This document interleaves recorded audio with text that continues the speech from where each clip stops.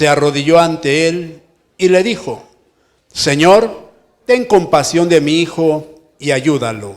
Está muy enfermo y sufre de terribles ataques. Muchas veces, cuando le da un ataque, cae al fuego o al agua.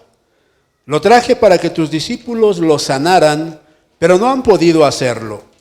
Jesús contestó: ustedes están confundidos y no confían en Dios. ¿Acaso no pueden hacer nada sin mí? ¿Cuándo van a aprender? Tráiganme aquí al muchacho. Jesús reprendió al demonio que estaba en el muchacho y lo obligó a salir. El muchacho quedó sano. Poco después, los discípulos llamaron a Jesús aparte y le preguntaron: ¿por qué nosotros no pudimos sacar ese demonio? Jesús le respondió: porque ustedes no confían en Dios.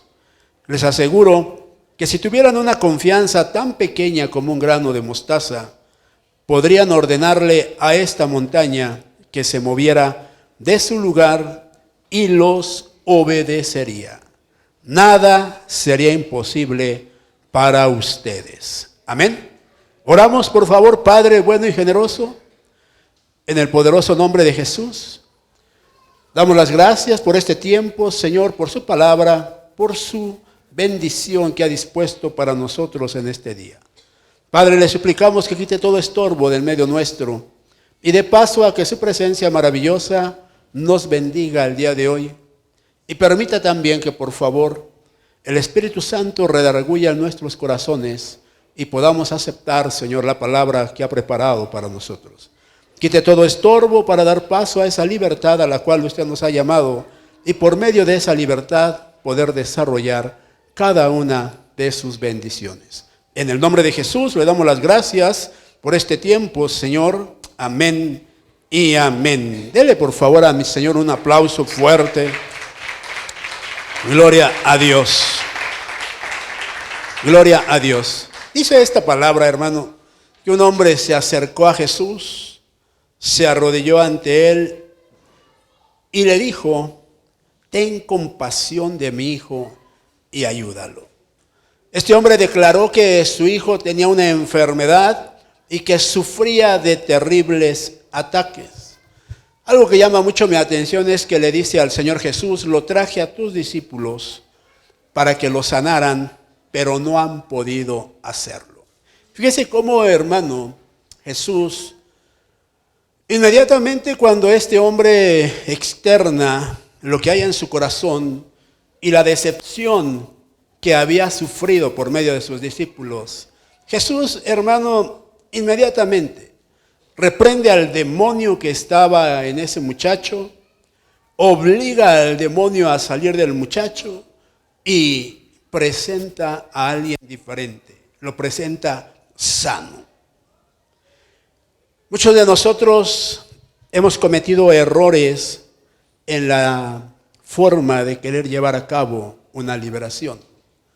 Porque muchos pensamos que primero debe de haber una administración, debe de haber una actitud, ¿verdad, hermano? De que el que está o el que va a ser liberado acepte su liberación. Pero podemos mirar aquí que por medio de esta palabra, el Señor Jesús nos hace ver que debemos, como liberadores o como partícipes de una liberación, debemos de conocer contra qué es contra lo que estamos luchando. Jesús reprende a este espíritu, sale de él y el muchacho queda sano.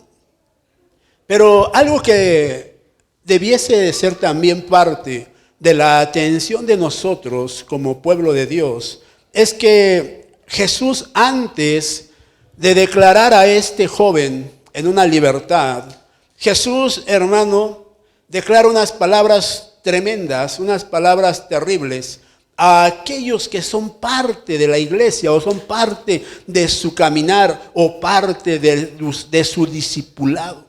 Y les dice, hermano, ustedes están confundidos, les dice, y no confían en Dios. Fíjense qué tremendo es esto, Porque podemos mirar entonces que la confusión ocasiona que no haya resultados positivos en nuestro caminar.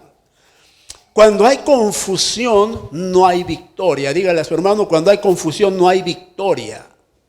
Pero también, mire, dice aquí entonces, en una interpretación que le podemos dar, es que cuando hay confusión, somos avergonzados. Y esto es algo en lo cual tú y yo deberíamos de reflexionar. Porque Jesús le dice, ¿acaso no pueden hacer nada sin mí? Y después les dice otra frase tremenda, ¿cuándo van a aprender? Fíjese qué tremendo es esto, porque estaba hablando con gente que ha caminado con él, con gente que había sido discipulada por él, con gente que tendría que haber tenido respuestas tan positivas para aquellos que le buscasen, y sin embargo enfrenta una terrible realidad el Señor Jesús. ¿Sabe? Algo así podría pasar hoy en día. Que Jesús, estando en la casa, estando en la iglesia, tuviera que ver que nosotros, como pueblo de Él, no hemos aprendido y no hemos hecho nuestra la enseñanza, que quiere decir tenemos un total desconocimiento de Dios, y al venir alguien a pedir ayuda, no poderles brindar la ayuda. Porque sabe qué triste es que el Señor por años ha preparado los ministerios que hoy en día trabajan.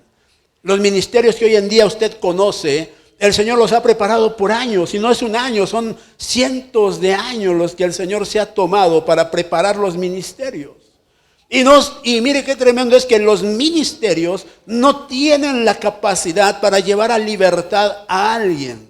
Son muy contados los ministerios que se dedican a desarrollar, hermano, la guerra o lo que es la liberación. Por eso es importante que tú y yo entendamos que cuando el Señor Jesús habla a sus discípulos, ¿ustedes creen que los discípulos de Jesús, hermano, creen que esos discípulos no conocían al Señor? ¿Creen que, hermano, ellos no conocían a Dios o no confiaban en Dios teniendo a Jesús a su lado? Yo le pregunto, porque sabe qué importante es saber que si usted tiene una iglesia, que si usted tiene un ministro, que si usted ha decidido caminar con un ministro, usted tiene que poner su confianza en el Dios de ese ministro. Por eso Jesús les dice, ustedes me han decepcionado el día de hoy. Ustedes no confían en Dios. O sea, la confianza, dígale a su hermano, la confianza trae victoria. La confianza trae resultados.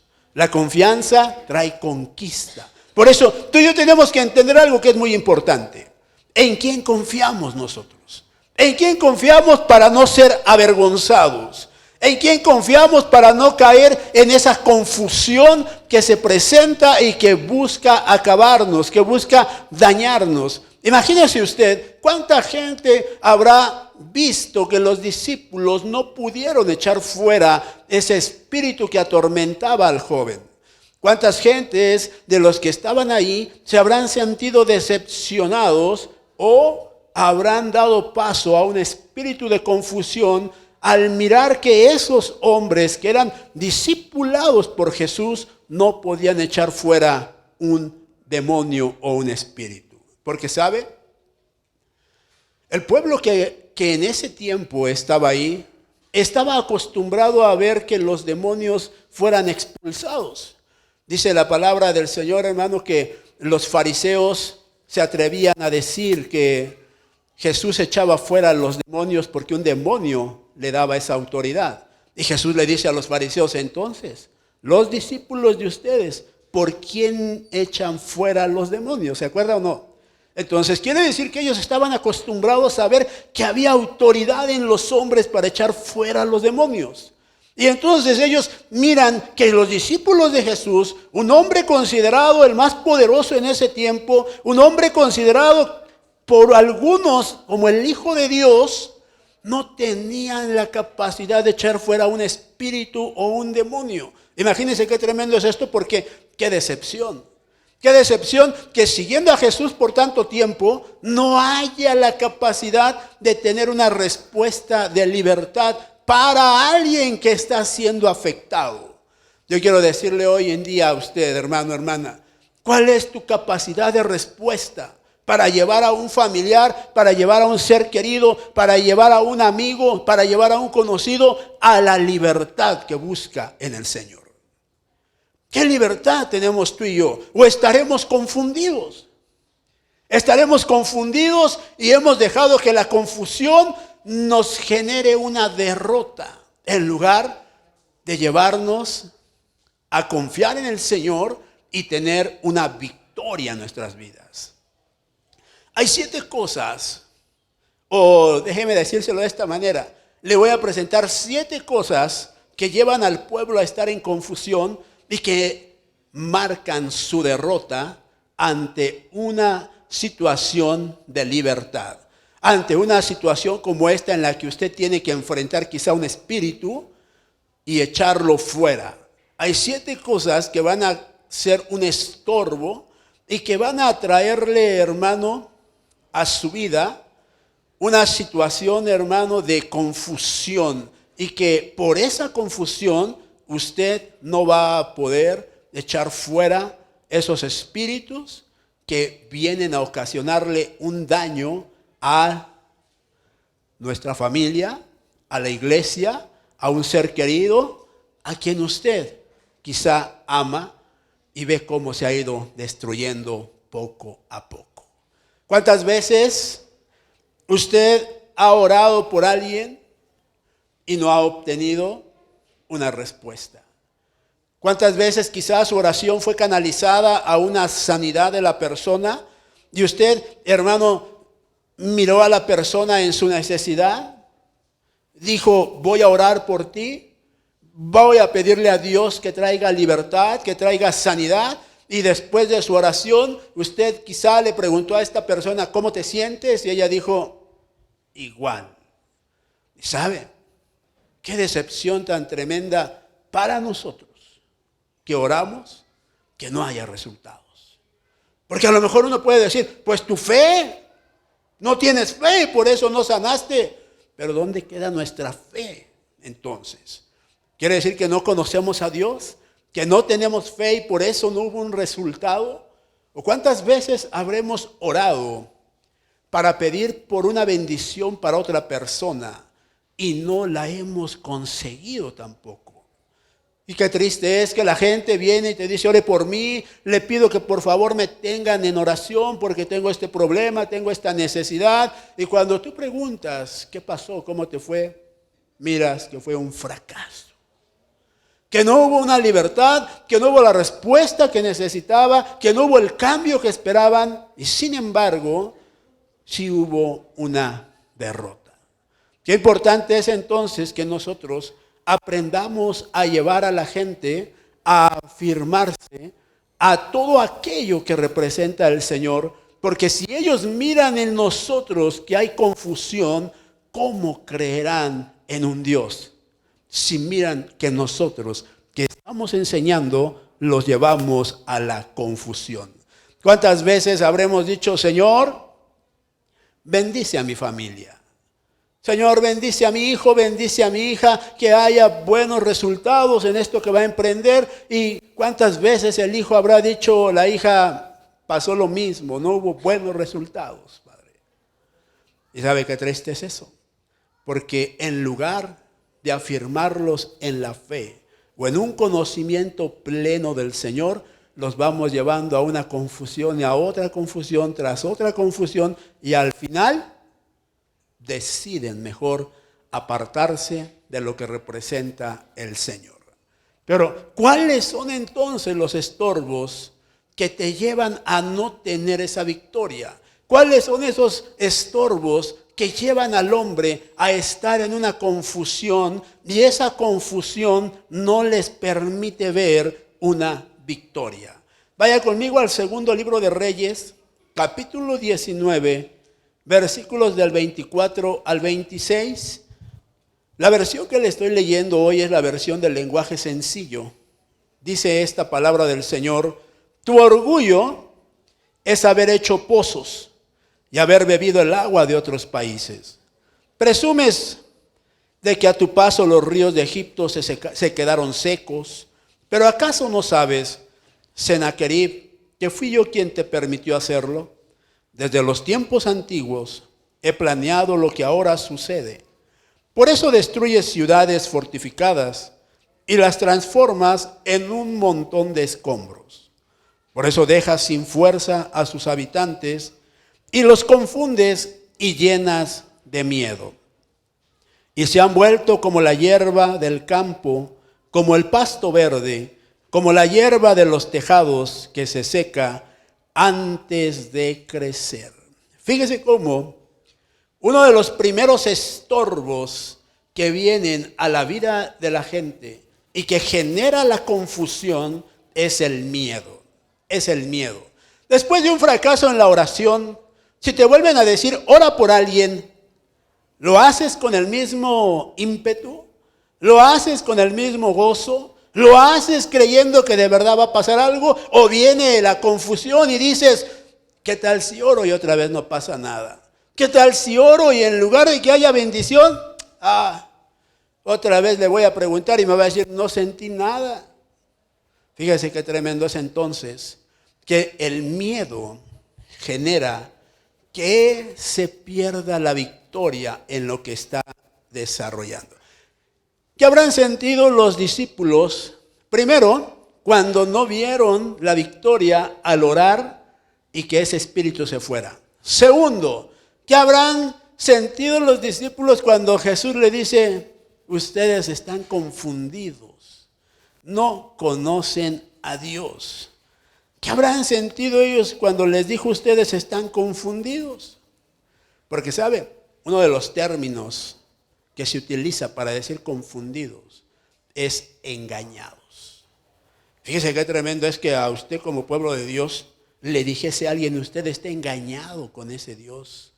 Usted está engañado con ese evangelio. Usted está engañado porque a ver dónde está el poder que le ha dado Dios. Dios le ha dado poder para echar fuera demonios. Dios le ha dado poder para declarar sanidad y que los sanos y que los enfermos sanen. Dios le ha dado poder para hacer riquezas. A ver dónde está todo el poder que le ha dado Dios. Y sabe, la gente dice, para ser como ellos, mejor no. Por ejemplo, cuando nosotros decimos, somos pueblo de Dios. Y la gente nos mira que en lugar de estar en armonía, nos la pasamos alegando, contendiendo, peleando, discutiendo con medio mundo, enfrentándonos a los demás como si fuésemos igual del mundo. ¿Qué piensa la gente acerca de nosotros? Sería bueno que pensara nada más de nosotros, pero ¿qué pensará de nuestro Dios? ¿Qué pensará de ese Dios que les hemos predicado? Acérquese a Dios. Dios le ama, Dios le quiere, Dios tiene para usted una bendición. ¿Qué pensarán de nosotros cuando queremos evangelizar a alguien y quererlo traer a los pies de Dios? Si miran nuestra forma de ser, nuestro comportamiento, y peor tantito, cuando ellos saben que nosotros tenemos un privilegio en la iglesia, que nosotros somos a lo mejor parte de la alabanza o somos parte de la atención al pueblo del Señor, y cuando se enteran de cómo somos aquí y cómo somos allá, dicen que hipocresía hay en ellos. ¿Cómo poder ser entonces parte de esto? Por eso, cuando la confusión viene, tiene la intención de generar que la victoria del Señor no se manifieste en nuestras vidas. Qué triste habrá sido para los discípulos cuando el Señor les dijo, ustedes están engañados. Pero no porque hubiese un engaño en el evangelio, sino engañados en ellos mismos. ¿Por qué? Porque sabe que nosotros nos engañamos cuando nos conformamos con las cosas. Cuando nos creemos todo lo que nos dicen y decimos sí, amén a todo, sin comprobar qué dice de verdad el evangelio para nosotros. Vivimos engañados. Y ese engaño genera que otros caigan en el engaño, que sean arrastrados en el engaño. Por eso hoy quiero decirte, tienes que vencer este espíritu de engaño. Este espíritu que viene a traer miedo a tu vida y que quiere confundirte en todo lo que el Señor ha dispuesto para ti en bendición. Mucha gente dice, ¿cómo poder alcanzar la bendición de fulano? ¿Cómo poder tener la bendición de perengano? Son muchos años de búsqueda, son muchos años de preparación y por eso tienen lo que tienen. Déjeme decirle algo para que se anime. El trabajo puede ser desde temprana hora, pero también el trabajo puede ser a la última hora. Y dice la palabra que el pago es el mismo. Quiere decir que entonces, no porque él haya empezado 20 años que tú antes, tú hoy que quieres comenzar, no vas a tener la bendición, sino al contrario. Por gracia y misericordia de aquel que nos contrata, el pago puede ser el mismo y tu bendición puede ser la misma. Por eso tenemos que entender que hay un propósito de Dios para nosotros como pueblo de Dios. Que hay un propósito que nos va a llevar a alcanzar las bendiciones del Señor, pero siempre y cuando no seamos esclavos de la confusión. Siempre y cuando no dejemos que venga a nosotros ese espíritu de miedo que busca dominar, que busca gobernar y que busca apartarnos de las cosas del Señor. Qué triste es mirar, hermano, cómo el miedo puede atrasar tu victoria, puede atrasar tu libertad o la libertad de aquellos que tú amas. Estos hombres, cuando miraron que no pudieron hacer esto, se habrán preguntado quizá cómo es que podemos hacer descender fuego del cielo y cómo es que no podemos echar fuera un espíritu como este. Entonces tenemos que entender algo nosotros. Que cuando vayamos a desarrollar algo que nos mande el Señor, o cuando vayamos a desarrollar algo para bendición de otros, lo tenemos que hacer con certeza de que lo que vamos a hacer tiene un respaldo de parte del Señor. Si yo voy a orar por alguien, mire hermano, tengo que entender que yo no hago la obra, el que la hace es Dios. Por eso yo tengo que entender que si voy a orar por alguien, tengo que llamar al que va a hacer la obra. Señor Jesús, en tus manos lo pongo.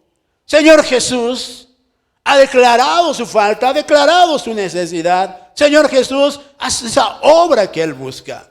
Hermano. Pero decir, hermano, por el poder que Dios me ha dado, pues ni que fuera quien para que venga ese poder a actuar, sino el respaldo es del Señor. Por eso necesito entender que debe de haber en mí un cambio de actitud, un cambio en el cual yo le demuestre al Señor que creo en el Dios que me llamó, que creo en lo que Dios me ha dado, para que así mismo el enemigo que está ahí dentro vea que en mí hay ese creer, que no hay miedo, que hay valentía para declarar a aquel que me llamó en una victoria ya. Por eso dice que al que tiene fe, todo le es posible, dice. Cuando tú ores por alguien, cuando tú vayas a buscar la libertad de alguien, hazlo creyendo que vas a ver el efecto de tu oración. Hazlo creyendo que va a ser libre, porque el que te llamó busca la libertad no solamente tuya, sino también de aquel por el cual estás orando. Por eso es importante que entendamos que la guerra, hermano, la guerra tiene que tener acciones para nosotros en las cuales le demostremos a los demás que estamos preparados para entrar a esa guerra y no quedarnos en el que hubiera pasado. ¿Qué hubiera pasado si yo oro por él? ¿Qué hubiera pasado si yo pido por él? El que hubiera no debiese de ser parte del diccionario de los cristianos. Aquí hay que enfrentar las cosas para buscar una victoria. ¿Cuántos dicen amén? Entonces hay que echar fuera ese espíritu de miedo que viene a perturbar la bendición que Dios ha puesto en mi vida. Amén. Segundo punto, Esdras capítulo 9, versículos del 4 al 7. Dice la palabra del Señor: así permanecí hasta el atardecer. A mi lado permanecieron los que habían regresado conmigo, pues tuvieron miedo del castigo que Dios enviaría por causa del pecado de estos israelitas. A la hora del sacrificio de la tarde, me recuperé de mi tristeza. Sin quitarme mis ropas rotas, me puse de rodillas delante de mi Dios y extendiendo mis brazos le dije: Dios mío, ¡Qué vergüenza! Estoy tan confundido que no sé cómo hablarte. Nuestros pecados son tantos que si los pusiéramos uno sobre otro, llegarían hasta el cielo. Hemos estado pecando gravemente desde hace mucho tiempo. Por causa de nuestra maldad, todos nosotros, incluyendo a nuestros reyes y sacerdotes, hemos sido entregados al poder de los reyes de otros países. Hasta hoy, nuestros enemigos nos han herido, robado, humillado y sacado de nuestro país. Fíjese, lo segundo que genera confusión en nosotros como pueblo de Dios es el pecado. ¿Sabe de qué manera el pecado nos lleva a la confusión? Hemos escuchado muchas veces que por causa de nuestro pecado no podemos acercarnos a Dios. Que por causa de nuestro pecado no somos dignos de acercarnos al Señor o de pedirle algo. Pero ¿sabe qué tremenda mentira hemos escuchado? Porque tú y yo como pecadores solamente podemos tener una libertad acercándonos al Señor. Solamente podemos encontrar, hermano, la libertad teniendo un encuentro con el Señor. La Biblia nos enseña de un hombre que se llamaba David, que dice la palabra era conforme al corazón de Dios. Usted que ha leído la palabra del Señor conoce la historia del rey David. Sabe que el rey David tenía virtudes, pero también tenía características que le hacían ver como una persona no grata. Yo quiero decirle a usted en esta noche, sea como David. No sea mujeriego como David. Sea un hombre o una mujer que tenga la característica que tenía David.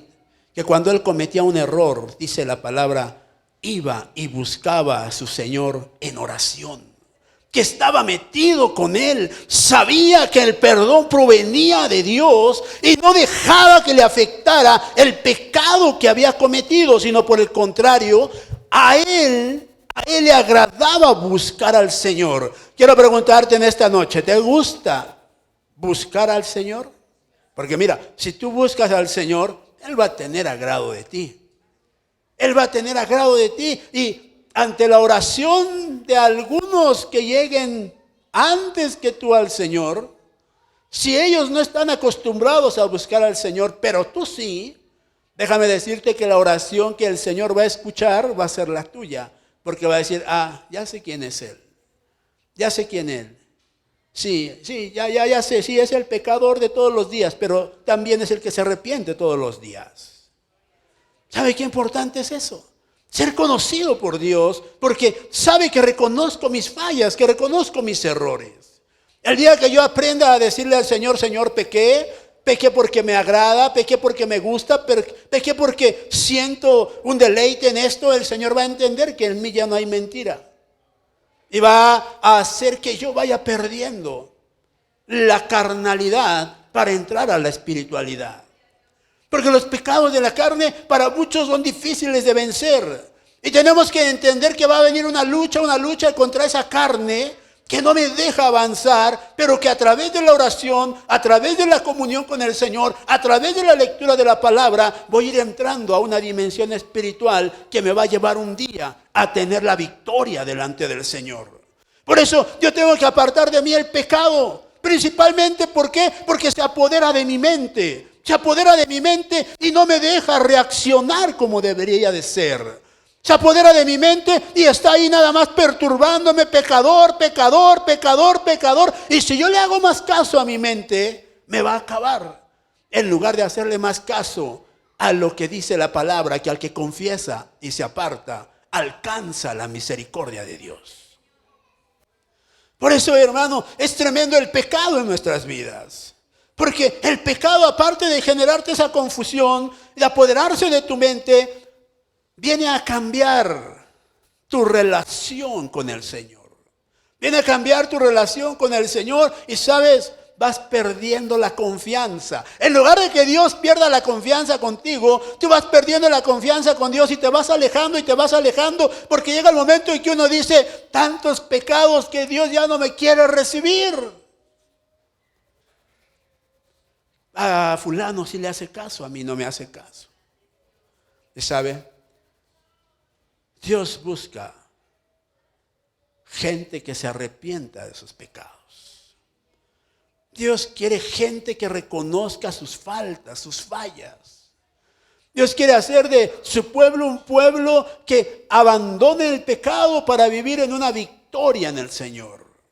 Por eso cuando el pecado camina con nosotros, hermano, es difícil erradicarlo porque le damos gusto al pecado muchas veces. ¿Sabe, hermano? Mucha gente busca la libertad de su alcoholismo, busca la libertad de su gusto por las drogas, busca esa libertad y busca que le echen fuera ese espíritu. Y muchos se van decepcionados porque no les echaron fuera el espíritu de alcoholismo o de drogadicción.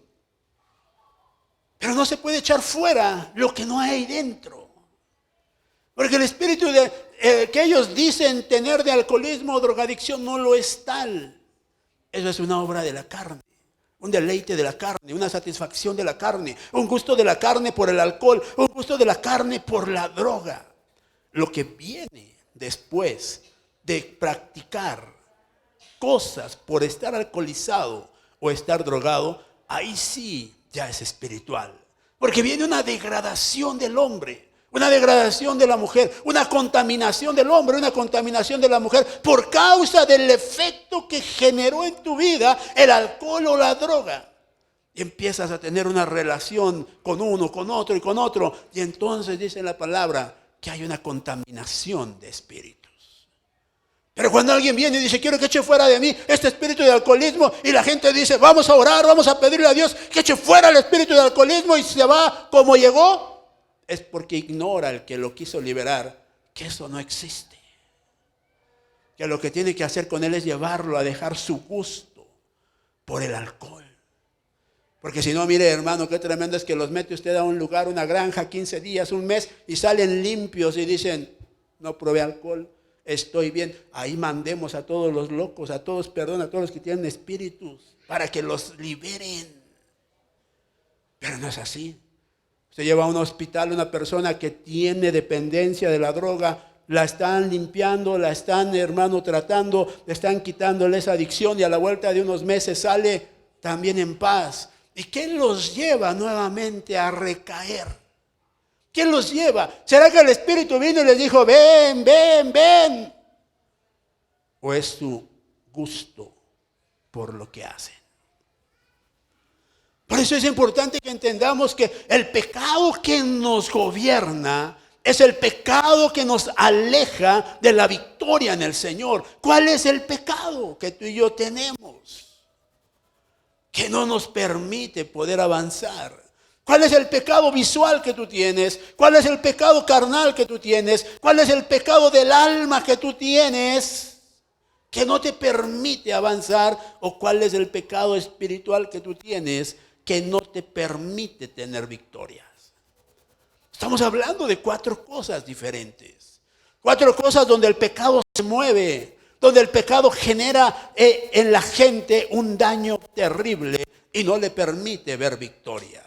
Por eso cuando alguien se acerca con nosotros y dice, haga libre, por favor, a fulanito, haga libre a mi hijo, haga libre a mi esposo, le pido que ore por él para que el Señor lo transforme. Eso es lo único que podemos hacer.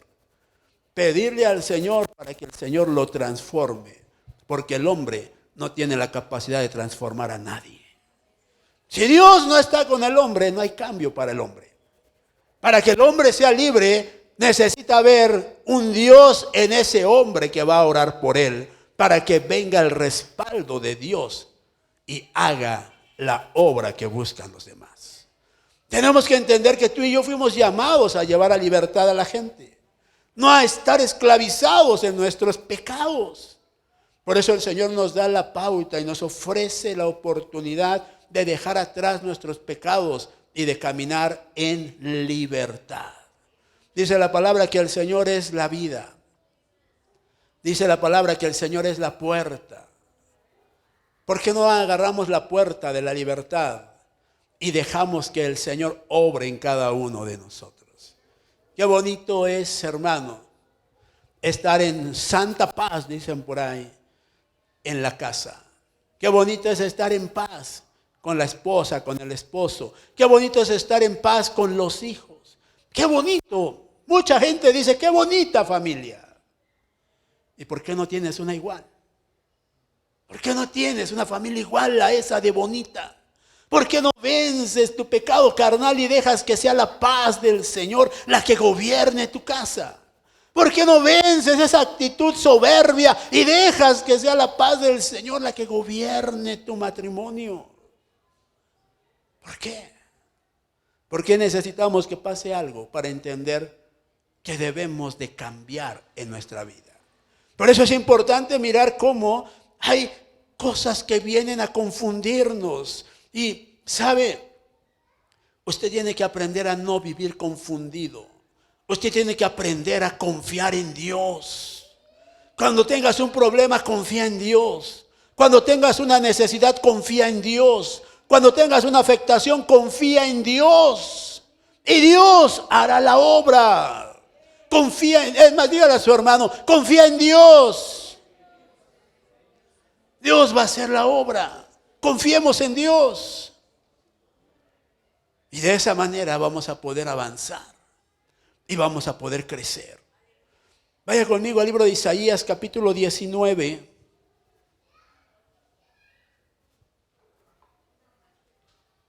Versículos 13 y 14.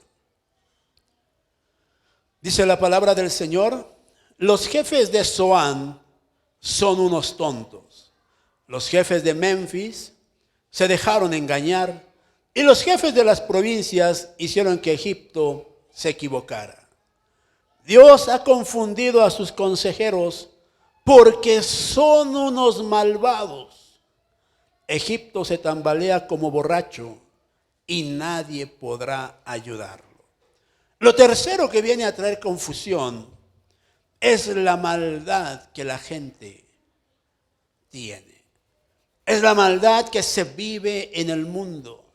Es la maldad que se vive en el lugar donde nosotros nos congregamos.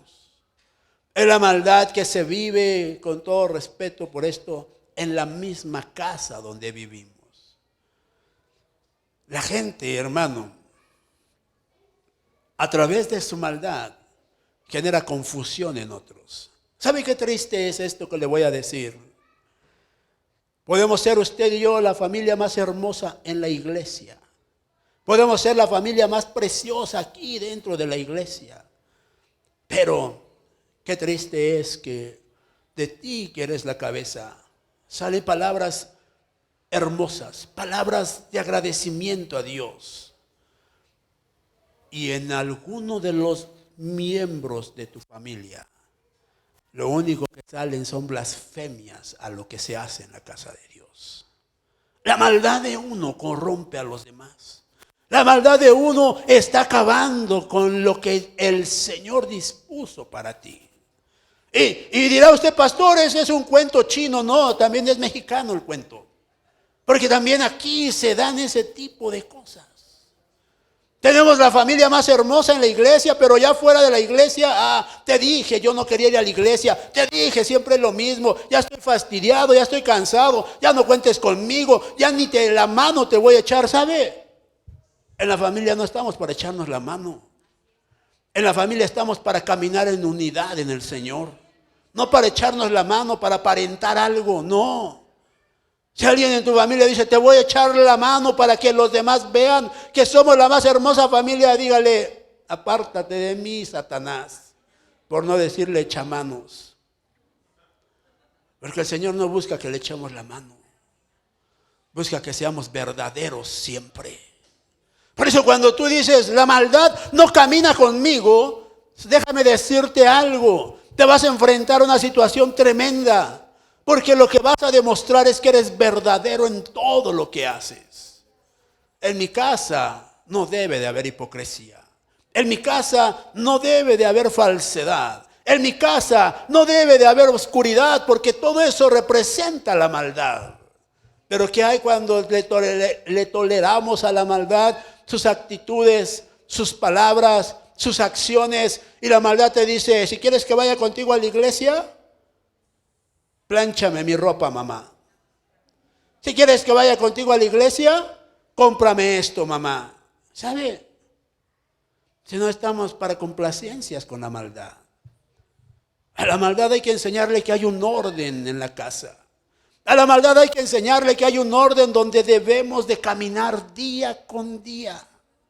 Pero si yo no entiendo que la maldad está trayendo confusión a los demás y que esa confusión los puede apartar de Dios, ¿qué va a pasar cuando mi hijo me dice: ¿por qué a él sí le toleras todo y a mí no? ¿Por qué a él sí le das y a mí no? ¿Por qué si te amenaza le compras y yo te pido algo y me dices: no tengo? ¿Quieres que sea como él? ¿Quieres que hable como él? ¿Quieres que me comporte como ella? Para que entonces me hagas caso. Fíjense cómo la maldad empieza a despertar. Empieza a despertar y empieza a hacerle ver a los demás que pueden tener una victoria sobre lo que es de Dios. Pueden tener una victoria sobre el orden que es de Dios. Pueden tener una victoria sobre la obediencia. La desobediencia quiere gobernar a la obediencia y dice: me voy a portar de esta manera. Voy a ser el peor de todos. Voy a ser la peor de todos. Y con eso voy a tener buenos resultados. Por eso nuestra lucha, hermano, tiene que entenderse que la debemos de llevar en una verdad, nuestra lucha. No en una tolerancia. No en decirle: yo sé que un día vas a cambiar, hijo. Yo sé que un día vas a cambiar, hija. ¿Sabe qué es lo único que va a cambiar? A usted lo va a cambiar. Porque él no va a cambiar. Y si cambia, va a ser para ser peor de lo que es. Porque ya sabe cómo obtener las cosas. Por eso necesitamos entender que debe de haber en nosotros la capacidad de llevar a la libertad a los demás. ¿Cuántos pueden decir amén? ¿Sigue alguien aquí? Entonces fíjese qué tremenda es la maldad. Porque la maldad genera que la confusión venga a la vida del pueblo de Dios y viene a traer, hermano, ¿sabe lo que es tambalearse? ¿Sabe lo que es tambalearse? ¿Sabe que cuando alguien se la vive tambaleándose nada más no puede ni avanzar ni alcanzar su victoria?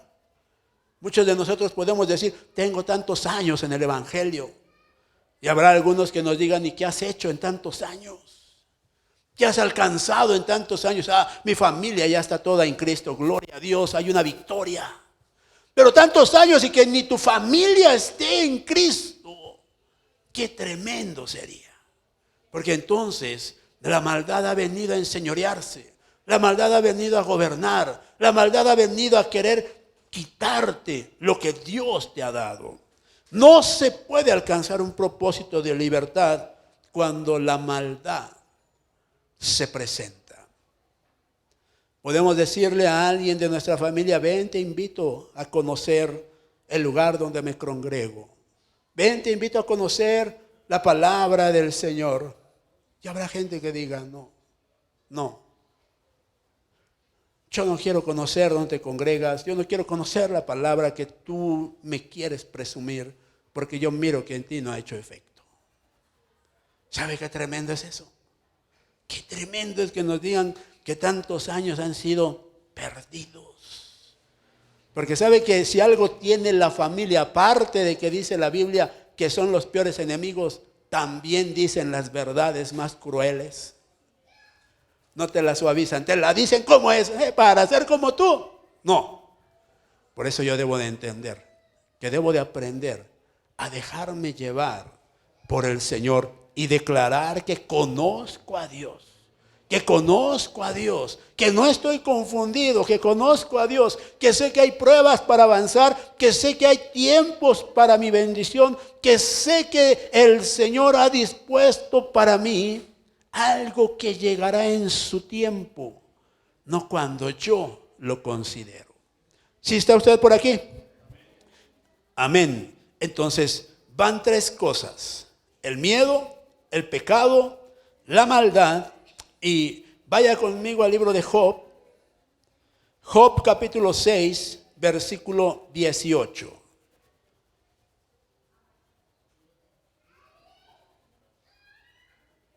Dice la palabra: ustedes se han portado conmigo como lo hacen los comerciantes de las ciudades de Tema y Saba. Salen con sus caravanas y al cruzar el desierto se apartan del camino, esperando encontrar los ríos. Al no hallarlos, se quedan confundidos y frustrados. Pierden entonces la confianza y mueren. Lo mismo hicieron ustedes. Vieron algo espantoso y se asustaron. Lo cuarto que trae confusión al hombre y lo lleva a perder la confianza en Dios es la frustración. La frustración de no encontrar lo que busca. La frustración de no encontrar, hermano, por medio de su visión, lo que espera ver, hermano.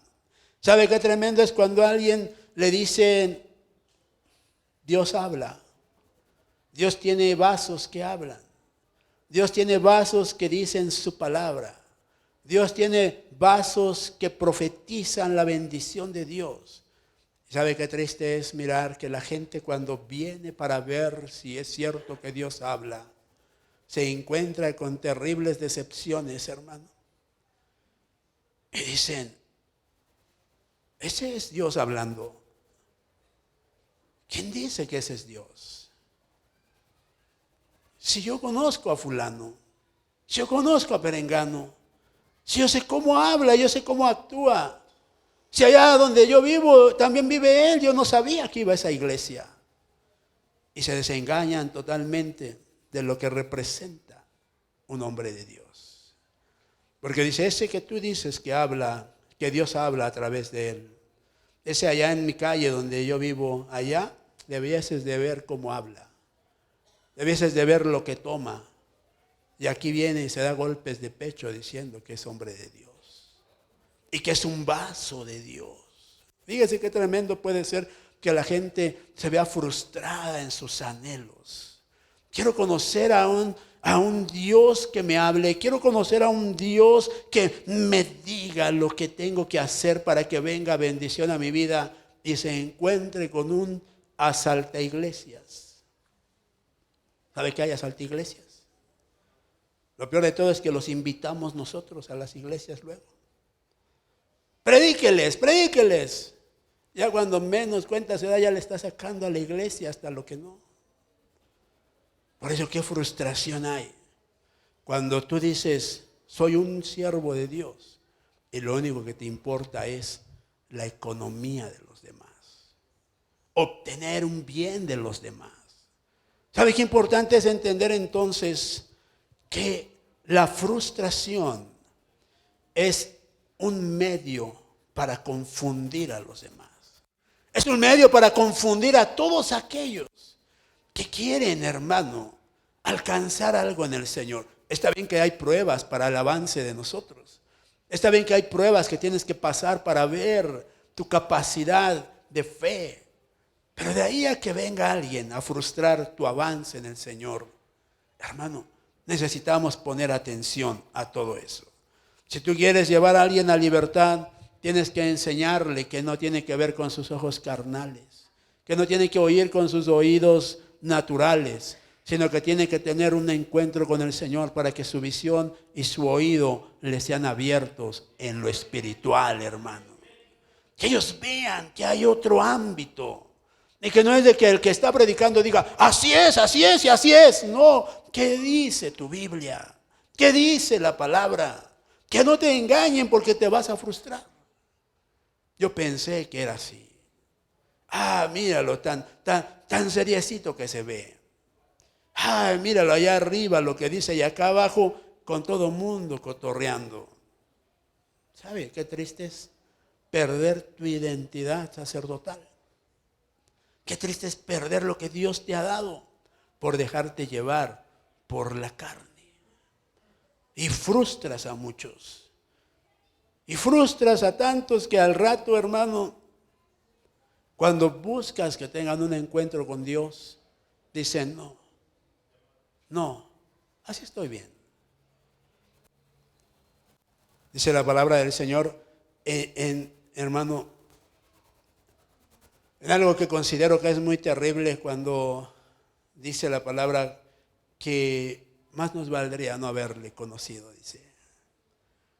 Porque nos hace ver que tenemos que tener una identidad, que tenemos que ser fieles, que tenemos que ser verdaderos. Dice la palabra que Dios está buscando hombres verdaderos, dice.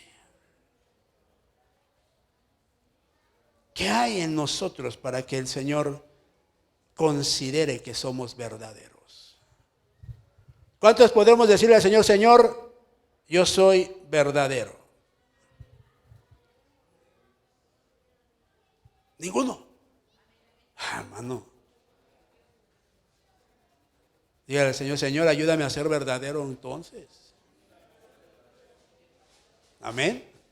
Gloria a Dios. Bueno, Job capítulo 20, versículos del 1 al 2. Dice la palabra del Señor. Entonces Zofar le respondió a Job: lo que acabo de escuchar me deja muy confundido. Es un insulto a mi inteligencia y me veo obligado a responderte. Fíjese, lo siguiente que trae confusión a la vida de la gente es lo que escucha. Lo que escuchas genera confusión. Lo que escuchas genera que tú pierdas la identidad, la visión, que tú pierdas los anhelos que tenías de tener un encuentro con Dios. ¿Sabe qué importante es, hermano? Que muchas veces lo que escuchamos no es una verdad. Escuchamos el corazón de otros. Escuchamos lo que hay en el sentir de otros. Escuchamos, perdóneme por esta palabra que le voy a decir, pero escuchamos la hipocresía de otros, que dicen ser, pero que la realidad la demuestran con lo que hablan, hermano. Usted es padre, usted es hermano. ¿Usted se atreve a hablar mal de sus hijos como padre? ¿Usted se atreve a hablar mal de sus hermanos como hermano? Porque entonces quiere decir que no hay una identidad. Pero cuando la hay, jamás vas a hablar mal de tus hijos. Jamás vas a hablar mal de tu hermano, de tu hermana. Será el peor, pero delante de los demás, para ti es el mejor. Entonces fíjese qué tremendo es como en la iglesia. La mayoría de la gente se deja llevar por lo que escuchan, mas no por lo que pueden ver. ¿Se acuerda usted cómo Jesús, hermano, enseñaba un evangelio de misericordia, de perdón, de restauración, de liberación, de sanidad? Un evangelio que era, hermano, pleno totalmente su evangelio. Pero había gente que cuestionaba a ese Jesús, que a pesar de ver un milagro hecho por Jesús, a pesar de ver cómo un miembro crecía, hermano, en el cuerpo de alguien que lo había perdido, a pesar de ver que resucitaba muertos, se atrevían a juzgar a Jesús y decían: ¿qué no es este el hijo de esa mujer adúltera? ¿Qué no es el hijo de esa mujer llamada María la que engañó a José? Decían. ¿Sabe qué tremendo es que la gente se deja llevar por eso y dice: ¿a poco sí? ¿Dónde sucedió eso? ¿Con quién pasó eso? Y quieren oír más y más y más, porque su oído a eso está acostumbrado, a oír chismes. ¿Qué escuchamos y qué nos está perdiendo? Por eso necesitamos entender que si nosotros damos paso a lo que escuchamos, va a venir una confusión que va a alejarnos de confiar en Dios. ¿Cuántos no han escuchado frases, comentarios que no son gratos de su hermano, de su hermana, de fulano, de perengano y hasta del pastor, dice. ¿Cuántos? No habremos escuchado algo que porque a alguien no le pareció, ese es el peor de todos. Yo le pregunto, hermano, ¿sabe qué triste es enterarse cuando le dicen a uno, yo pensé que usted era muy sangrón? ¿Sí? ¿Por qué? Porque a nadie saluda. Qué bueno. Porque a nadie saluda. Por eso es sangrón. No sabía yo que el saludo estaba peleado con la sangrones. Pero en fin.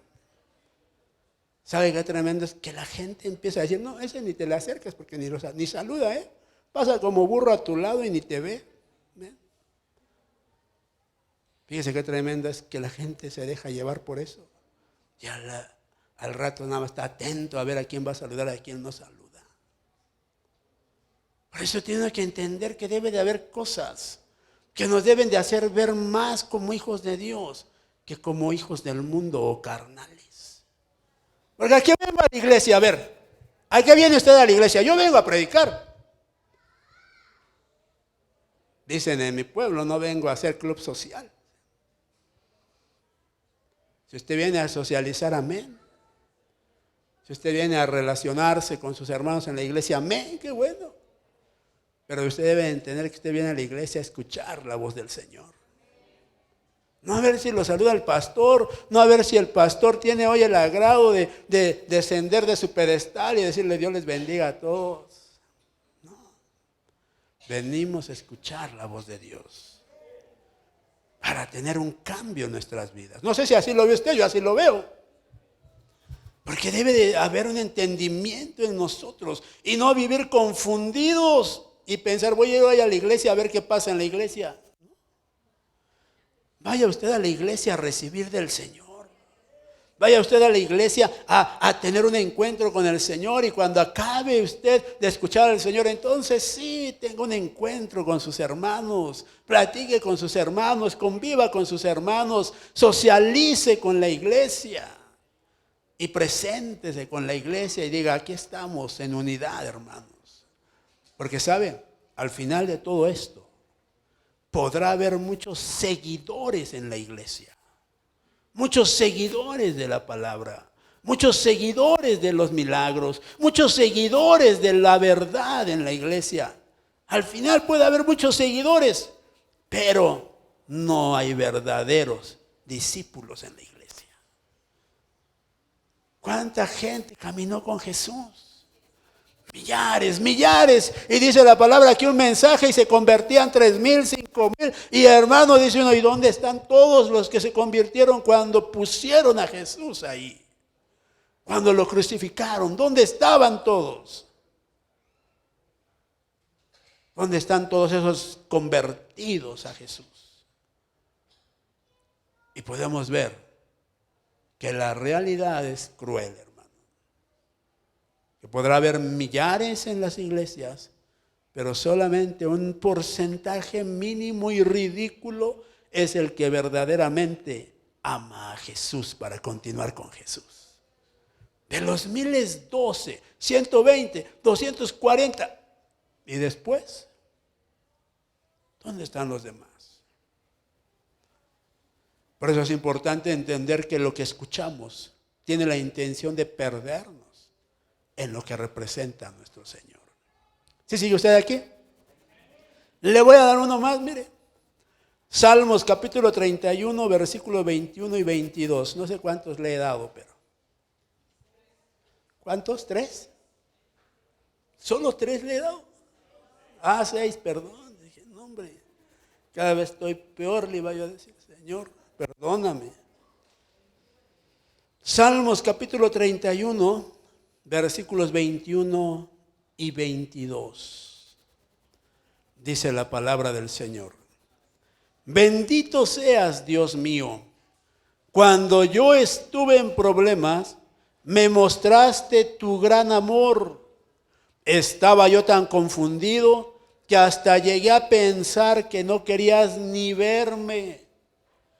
Pero a gritos pedí tu ayuda y tú escuchaste mis ruegos. Ay, mire qué tremendo es esto. Otra cosa que va a llevarte a vivir confundido son los problemas. Los problemas que se viven día con día generan confusión. El problema es que esta confusión que generan alcanza hasta los de afuera. Pues no que tu Dios es poderoso, no que tu Dios bendice. Entonces, ¿por qué no tienes ni para comer? Si tu Dios es tan grande y poderoso, a ver, ¿por qué no te ha sanado? Y genera problemas todavía mayores en nosotros, porque cuando alguien no está bien cimentado, empieza uno a dudar y a cuestionar. Ah, mira, allá afuera, fulanita, esa tiene poder. Ve y vas a ver cómo te va a curar, te va a dar algo y te va a curar, porque ella sí tiene poder. Yo le pregunto a usted, sus problemas, ¿lo han canalizado a buscar más de Dios? ¿O sus problemas lo han confundido tanto que se ha apartado de Dios? Porque es triste entender esto. Es triste entender que los problemas me lleven a tener una actitud contraria al Señor. Los problemas dan paso al séptimo punto que le decía yo. En el libro de Salmos, capítulo 77, versículos del 3 al 4, nos muestra la palabra del Señor que lo siguiente que trae confusión es el desaliento. Cuando alguien ya está desalentado, hermano, está todo desmoralizado, está decaído, se siente cansado, se siente impotente para poder ver una victoria. Eso lo lleva a estar confundido de tal manera que muchas veces se atreven a decir, ya no tiene caso. Ya mejor lo dejamos hasta aquí. Dios no quiere nada conmigo. A Dios no le intereso. El desaliento te hace decir palabras que no son correctas, porque es negar a Dios. Tus problemas y el desaliento te llevan a desear involuntariamente un fracaso, porque dices, no hay respuesta, no hay solución, no hay salida, y con eso estamos negando al Señor, diciéndole, no pudiste o no puedes, Señor. Tú y yo necesitamos entender que debemos de levantarnos, confiar en Dios y no dejar que la confusión entre en nosotros. Que nada nos confunda cuando nosotros nos atrevemos a decir que somos hijos de Dios. Que nada venga a dañarte, que nada venga a afectarte, que nada venga a transformarte, porque sabes, tú tienes un llamado de parte de Dios.